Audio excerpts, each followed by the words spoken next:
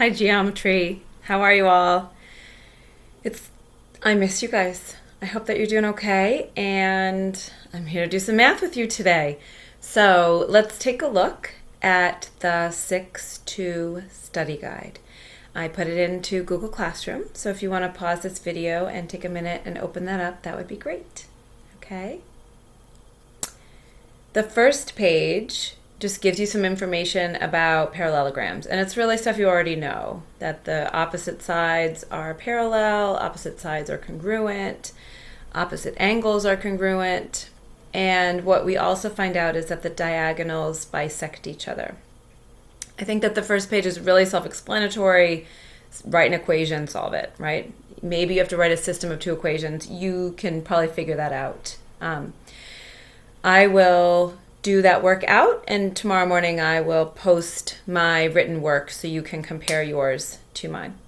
On the second page, there are a few more problems like that, self-explanatory, and then there is some coordinate geometry, and that is what we're going to focus on for the next several lessons for all of the quadrilateral work that we're going to do.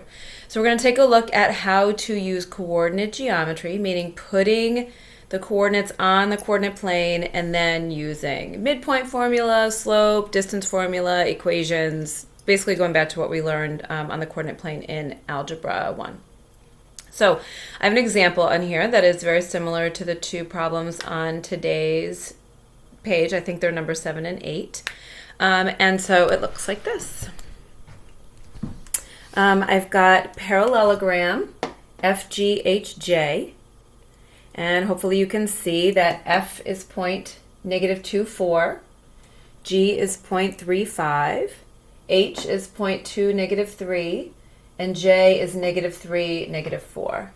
So what I did here is I threw up a coordinate plane on and graphed those points. And you can see even on my hand-drawn graph with no lines or grid marks or anything that I got a pretty decent parallelogram.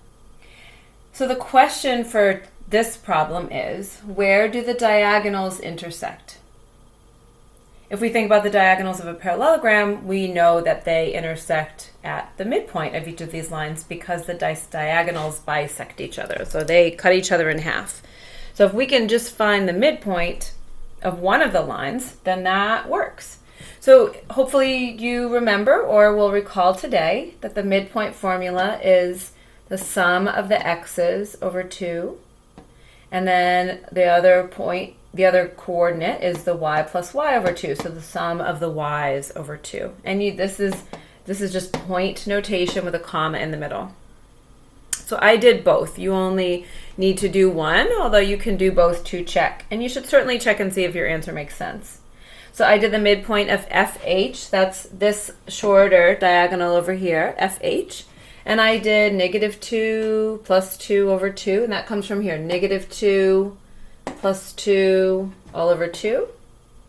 And then the y values of those same 2 points, so 4 plus -3 over 2, and that equals 0, 1/2. And then I did it again for JG, just to demonstrate that it should work out the same as both. So JG, I started with -3 plus 3 over 2. And -4 plus 5 over 2. And indeed, that comes down to 0, 1/2 as well. So if you take a look at this page, you will see that I think it's all really, really doable. We're going to move to not doing such intense, challenging work. I am going to have some challenges in the GT Math Stretch Google Classroom over the next few days. So if you want to do anything that stretches you or do some problem solving, then that is definitely a possibility. In the meantime, 5.5 challenge and 5.6, stop wherever you are. If you would like to turn in whatever you've done with those proofs to me, like take a picture or scan and send them to me, then that would be great. Otherwise, just stop. Don't worry about it. Stop. We can do a Google Hangouts pretty soon, and we can check in on those if you want to. I posted my work for the 5.5 challenge page, and so that should be something that you can look at. You're welcome to get online together, everybody, especially with the challenge stuff. But the parallelograms, this I think we can probably do together, independently. And I will post my own work for the 6-2 study guide tomorrow. We're not turning in work anymore, okay? You're just going to check your work against my work. Getting photos from everyone is not working. So we'll figure this out.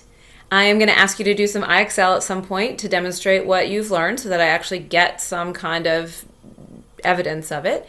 And yeah, keep emailing me. Let me know what you need. Let me know how I can support you. We'll do a Google Hangouts class tomorrow or Monday, and I can't wait to see your faces. Bye.